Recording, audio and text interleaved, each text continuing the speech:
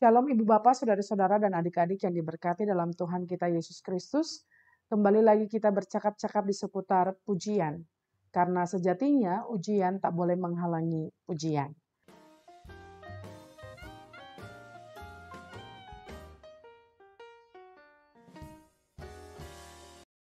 Pujian kali ini didasarkan pada Kidung Jemaat nomor 44, syair dan lagunya dituliskan oleh H.A. Pandopo di tahun 1982.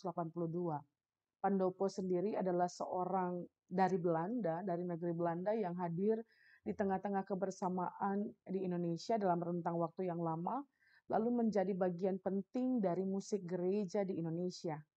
Dalam kaitan dengan hal tersebut, ia sungguh-sungguh memiliki peran yang penting dalam upaya membangun liturgi yang sungguh-sungguh bermakna dan ibadah yang sungguh-sungguh menjadi bagian dari keberserahan diri umat kepada Tuhan dan dalam rasa syukur umat atas cinta kasih dan penyertaan Tuhan di sepanjang perjalanan kehidupan umat di tengah-tengah dunia ini. Dan karenanya, bicara soal Tuhan kasihanilah, Kidung Jemaat nomor 44 ini menjadi bagian penting agar umat diarahkan, seluruh warga jemaat diarahkan untuk sungguh-sungguh menyadari betapa besar dosa dan kesalahan manusia, betapa banyak kemelut yang dialami oleh manusia, bahkan dilakukan oleh manusia, disebabkan oleh manusia, sehingga pada intinya ibadah harus mengandung unsur pengakuan dosa, keberserahan diri, dan memohon agar Tuhan mengasihani seluruh warga jemaat, seluruh umat manusia, bahkan seluruh ciptaan. Dan karenanya lagu Kidung Jemaat nomor 44 ini khusus di bagian refren bisa menjadi bagian tersendiri yang sering kali digunakan dalam doa Kyrie. Doa pengakuan dosa yang biasanya ada pengantar-pengantarnya. Jadi kadang-kadang ada P2 menyampaikan doa, kalau di GPIB begitu ya, lalu kemudian nanti dijawab oleh umat dengan biasanya Kidung Jemaat nomor 42, 43, dan juga 44. 42, 43, dan 44 bicara soal Tuhan kasihanilah, Kristus kasihanilah, Tuhan kasihanilah.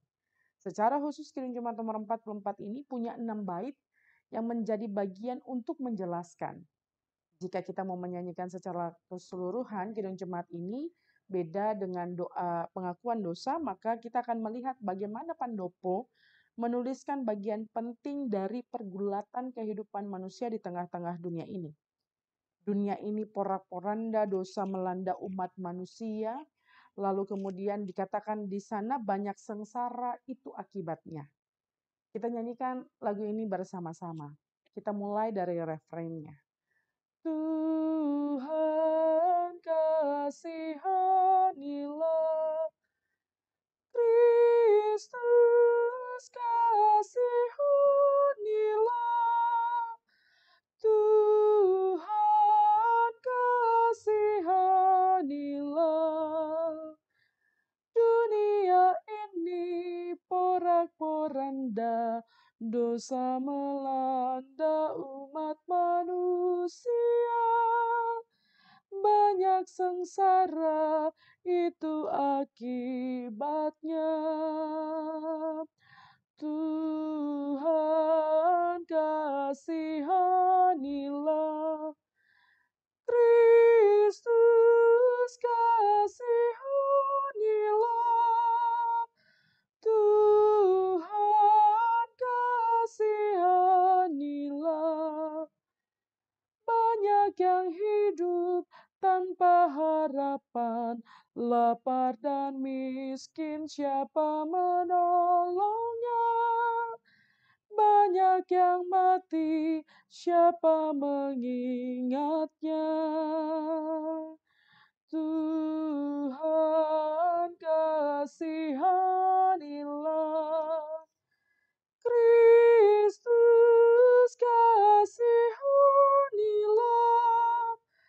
Tuhan kasihanilah. Bait ke-6-nya, buatlah kami alat pendamai yang memaklumkan kemuliaan-Mu. Bimbinglah kami di kerajaan-Mu. Tuhan kasihanilah, Kristus kasihanilah,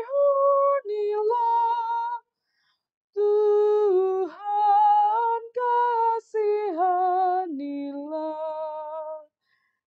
Jadi kalau bicara soal pengakuan dosa, berarti kita sadar sungguh bahwa dalam pelbagai macam usaha kita untuk datang kepadanya, kita sungguh-sungguh terbatas dan kita penuh dengan dosa dan cacat celah.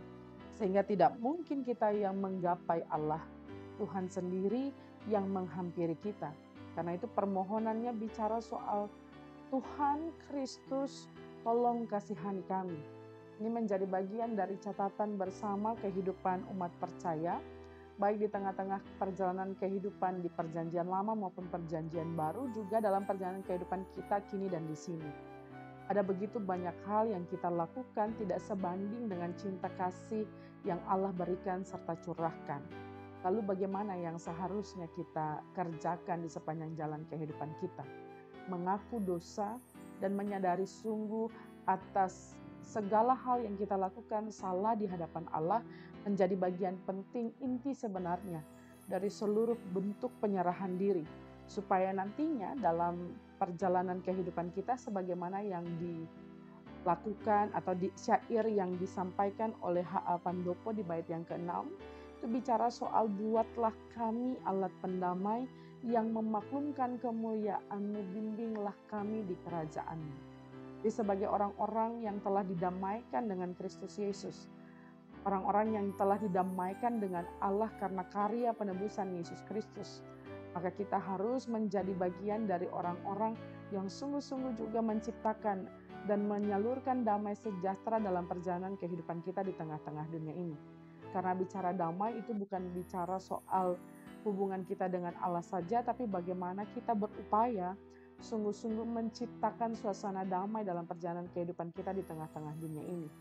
Lalu dalam upaya menjadi alat pendamai itulah kita sungguh-sungguh membaharui diri agar tidak berkubang dalam dosa dan kesalahan, tapi keluar darinya dan melakukan perubahan-perubahan, pembaharuan-pembaharuan hidup sehingga nama Tuhan Allah dimuliakan. Selamat menjalani hari ini. Yakin dan percayalah bahwa Allah mendengar setiap bentuk pengakuan dosa kita, Allah menjawabnya dan Allah menganugerahkan pengampunan. Tapi jangan menjadi orang-orang yang kemudian dalam pertobatannya seringkali merasa bahwa toh minta ampun, minta maaf dari Tuhan, Tuhan akan ampuni, lalu lantas menjadi orang-orang yang seringkali berbuat dosa dalam kesengajaan atau kemudian beralibi bahwa kita adalah insan yang lemah sehingga wajar saja kita melakukan dosa, tapi justru memacu diri dan memicu diri kita. Kalau Allah sudah baik bagi kita, maka kebaikannya harus dibalas dengan pembaharuan diri yang tulus dan jujur sehingga pengampunan dosa darinya tidak kita sia-siakan lewat kata, laku hidup, dan pikiran kita yang sungguh-sungguh menyenangkan hati Tuhan. Tuhan Yesus memberkati kita sekalian.